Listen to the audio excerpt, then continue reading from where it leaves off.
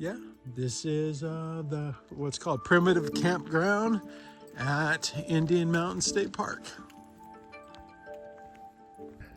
Okay, so here's a video from the parking area, and it looks like these are where the campsites are on this side.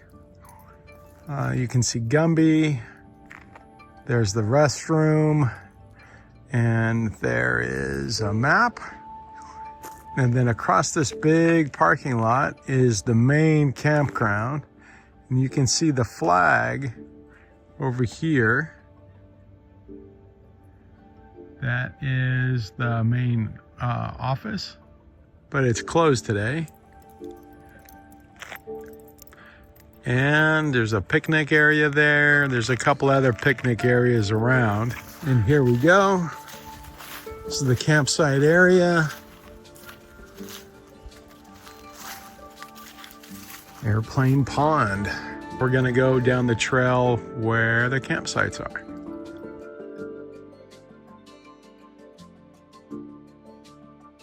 There's a fire pit, covered in leaves.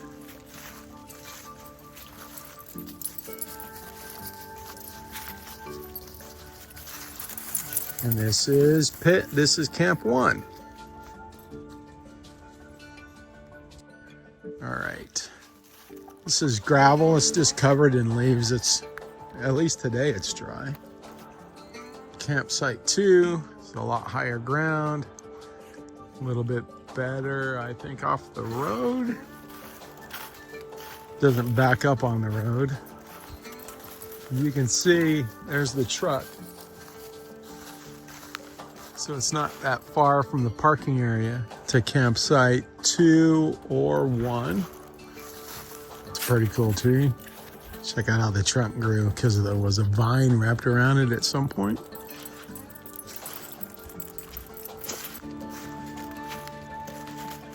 Campsite 3.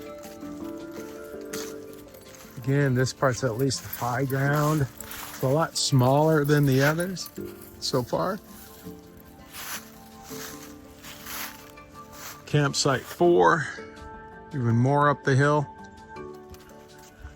Kind of halfway between here and Knoxville, Tennessee is the Museum of Appalachia. They have some old buildings and farm animals and farming and homesteading implements. It's a pretty neat place if you're going between Kentucky and Knoxville and you have time. Stop at the Museum of Appalachia.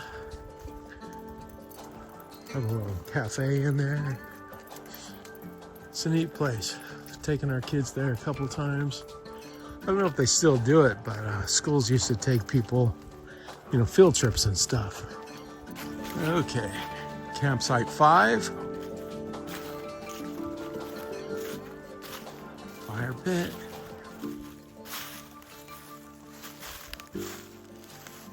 And from here, just because of this berm, you can't see the truck, but without the berm, over here to the left, you can see the picnic area still. So it's still not that far if you need to carry stuff to campsite 5. Go back up the hill.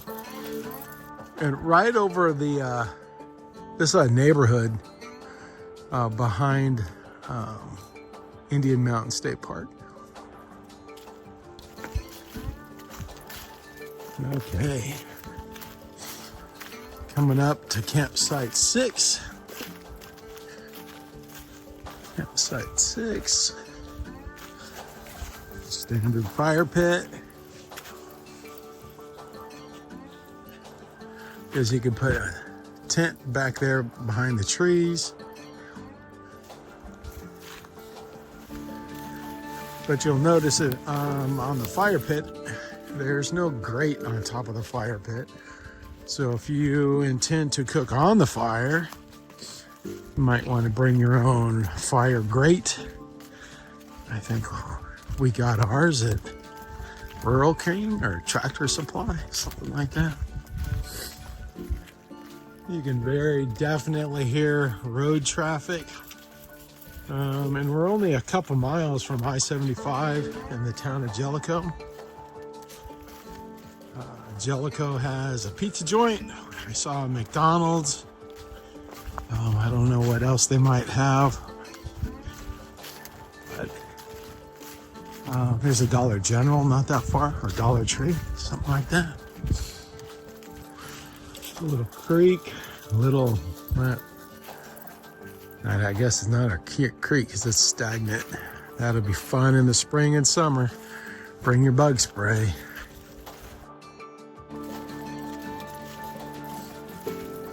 Feels like we're looping back around towards the parking area. And here we are at campsite 7. Campsite 7. Up on this little knoll. Fire pit. I guess if you had a smaller tent, this will work for you. So if you don't know any of the history of this location, it used to be a strip mine. Coal mining is a big deal up here in extreme northern Tennessee. I think we're like, throw a rock to Kentucky, I think. You can go to Corbin, Kentucky and check out the Kentucky Fried Chicken or Colonel Sanders Museum. If you're heading south, you can stop in La Follette, a bigger town.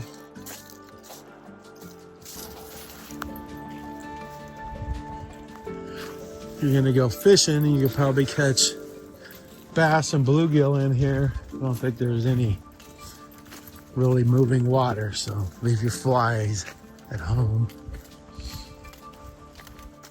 I think there's already a bunch of videos that talk about Indian Mountain State Park and the RV side, so I'm not going to go over there. On this side is picnic areas, a big parking area. There's a male-female bathroom. On the other side, there's like showers and a store and a ranger station, stuff like that. But not on this side. But it's not that far. You can walk right across the road and get to all the other stuff where they have like paddle boats and maybe kayaks, playground and stuff for the little ones. Or the big ones if you're into that. Whatever. But it's pretty neat. They took a strip mine and turned it into a state park. Lakes, fishing, camping right off the interstate. Been up and down this interstate, dozens of times and never realized this place was here. Just blew right by. It's about, I don't know, an hour north of Knoxville, Tennessee.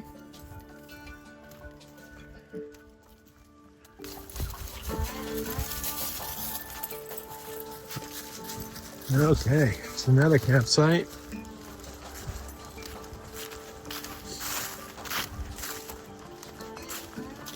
And this is campsite 8. So if you have a small tent, you want to camp really close to the parking area. And right through the trees is the ranger station over there. That's the main entrance to the park and the camping area.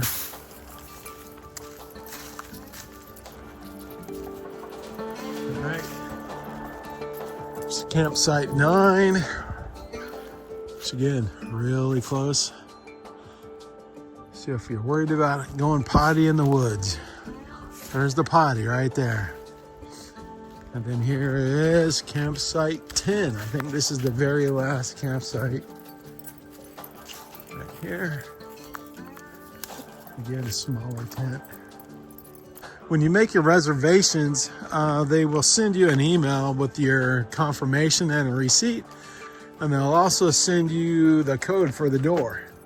So be sure to read the email or you're not gonna go potty in a building. All right, so again, that's the ranger station over there. And on the other side of this road is the main part of the park.